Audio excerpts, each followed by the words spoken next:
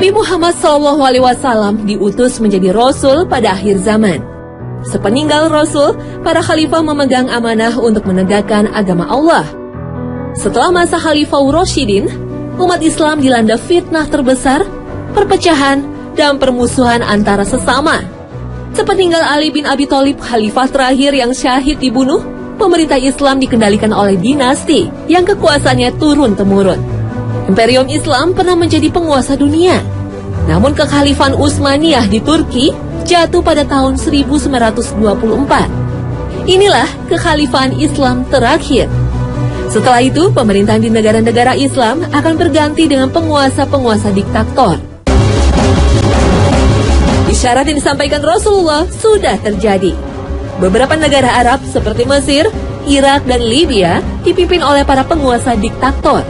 Tapi, para penguasa diktator yang berkuasa puluhan tahun ini akhirnya tumbang.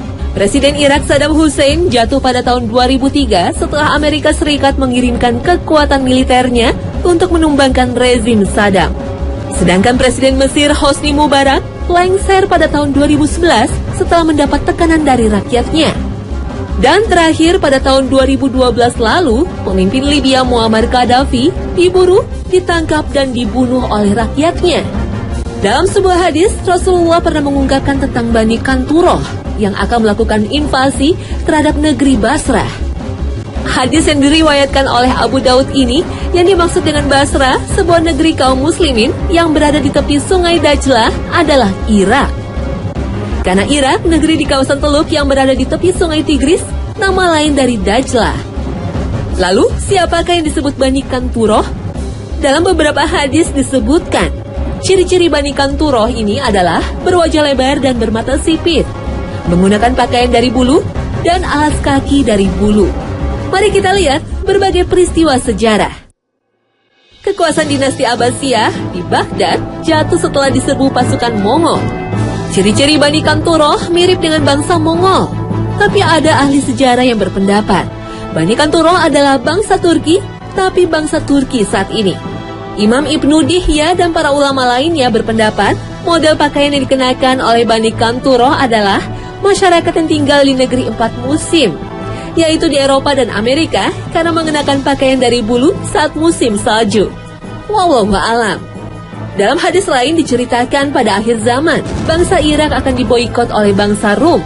Apakah ini sebuah isyarat invasi Amerika Serikat terhadap Irak pada tahun 2003? Bangsa Rum bisa diartikan bangsa Eropa dan Amerika, karena sesungguhnya mereka pewaris Imperium Romawi baik secara budaya, politik, maupun agama. Tanda-tanda lainnya, sungai Eufrat akan mengering dan di bawah sungai itu ditemukan gunung emas. Kelak akan berduyung-duyung pasukan dari berbagai bangsa untuk memperebutkan emas itu sehingga terjadi pertumpahan darah. Rasulullah melarang umat Islam untuk ikut dalam perebutan emas ini. Emas yang dimaksud hadis itu sebagian ulama mengartikan sebagai emas hitam. Mungkin saja yang dimaksud kandungan minyak yang selalu menjadi incaran negeri adidaya karena krisis politik di Timur Tengah yang mengundang campur tangan negara-negara barat tak lepas dari perebutan minyak. Karena negara-negara maju sangat tergantung pada energi minyak bumi.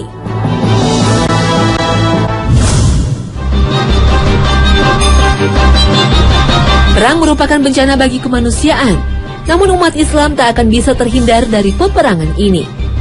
Rasulullah SAW sempat mengingatkan pada akhir zaman akan muncul Ya'juj wa Ma'juj. Mereka akan menyerang manusia, sedangkan umat muslim akan berlarian menghindari serbuan kaum ini. Setelah menghancurkan penduduk bumi, mereka berkata, "Penduduk bumi sudah kami binasakan, maka berikutnya yang tertinggal adalah penduduk langit." Munculnya Ya'juj wa Ma'juj menjadi tanda-tanda akhir zaman. Siapakah kaum yang disebut Ya'juj wa Ma'juj ini?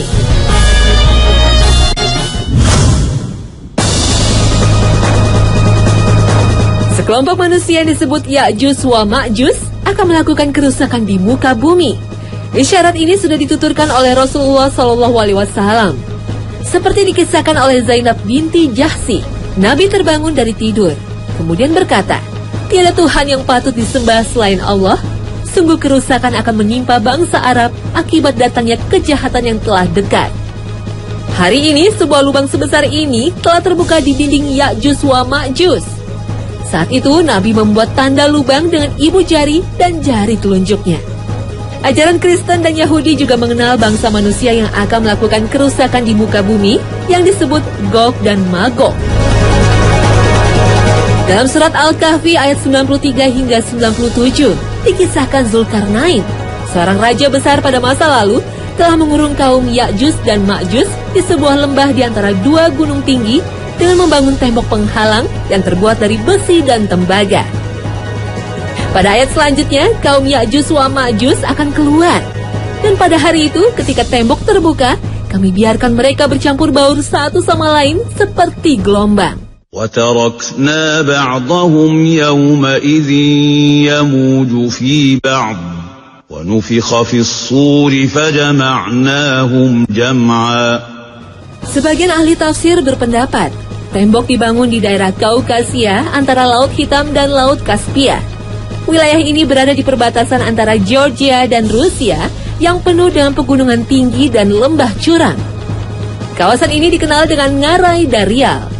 Apakah tembok yang dibangun Zulkarnain ini sudah terbuka?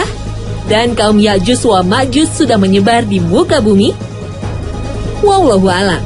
Namun hingga kini belum ada temuan arkeolog yang memastikan keberadaan tembok tinggi Ya'juj wa Ma'juj.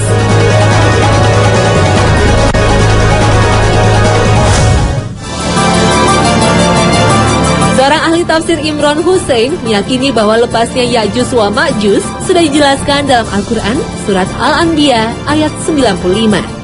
وَحَرَامٌ عَلَى قَرْيَةٍ أَهْلَكْنَاهَا أَنَّهُمْ لَا يَرْجِعُونَ. Sungguh tidak mungkin atas penduduk suatu negeri yang telah kami binasakan bahwa mereka tidak akan kembali. Pada ayat selanjutnya, Al-Quran menjelaskan tentang akan runtuhnya tembok penghalang Ya'juj wa Ma'juj. إذا فتحت يأجوج ومأجوج وهم من كل حدب ينسلون. Kaum ini akan menyebar ke penjuru dunia, kemudian melakukan berbagai kerusakan. Menurut catatan sejarah, Nebukadnezar, penguasa Babilonia, pernah menghancurkan kerajaan Yahuda dan mengusir kaum Yahudi dari Yerusalem pada abad ke-6 sebelum Masehi sehingga mereka berdiaspora. Tafsir Imran Hussein ini seperti menunjuk pada kaum Bani Israel yang saat ini kembali ke Yerusalem dan menjajah bangsa Palestina. Inilah kaum yang disebut dalam Al-Quran, kaum yang terusir kemudian kembali ke negerinya. Ibnu Katsir menyebut Ya'juj wa Ma'juj adalah keturunan Adam dari Nuh melalui putranya Yafid. Inilah bapak bangsa Turki yang dikurung oleh Zulkarnain dalam sebuah tembok. Namun yang dimaksud Ibnu Katsir bukanlah bangsa Turki modern saat ini. Bangsa Turki adalah suku-suku nomaden yang pernah menguasai Eropa Timur dan Khazar, kawasan Laut Hitam, dan Kaukasia. Suku Khazar adalah penganut agama Yahudi yang tersebar di berbagai negara, kemudian mereka membentuk komunitas Yahudi yang menempati wilayah Yerusalem. Para sejarawan Muslim berbeda pendapat tentang asal-usul kaum Ya'juj wa Ma'juj ini. Ada yang mengatakan mereka adalah bangsa Tartar dan bangsa Mongolia yang telah menghancurkan kekhalifahan Abbasiyah di Baghdad. Siapakah sesungguhnya Ya'juj wa Ma'juj? Wallahu a'lam. Namun Rasulullah sempat berkhutbah untuk memberi petunjuk tentang ciri-ciri kaum Ya'juj wa Ma'juj ini. Kalian mengatakan tidak ada musuh, padahal sesungguhnya kalian akan terus memerangi musuh sampai datangnya Ya'juj dan Ma'juj. Lebar mukanya, kecil matanya, dan ada warna putih di rambut atas. Mereka mengalir dari tempat-tempat tinggi, seakan-akan wajah-wajah mereka seperti perisai. Inilah salah satu tanda-tanda akhir zaman yang menjadi peringatan bagi kaum mukminin.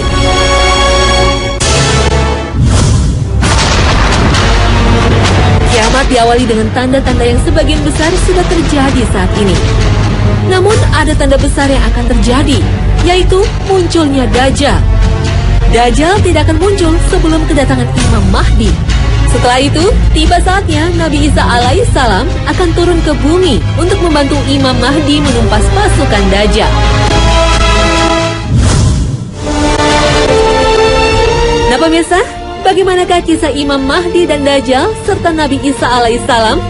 Jangan lewatkan untuk terus menyaksikan serial Kiamat pada besok pagi. Tetap di Hasanah Ensiklopedia Islam Dunia. Terima kasih atas perhatian Anda. Wassalamualaikum warahmatullahi wabarakatuh.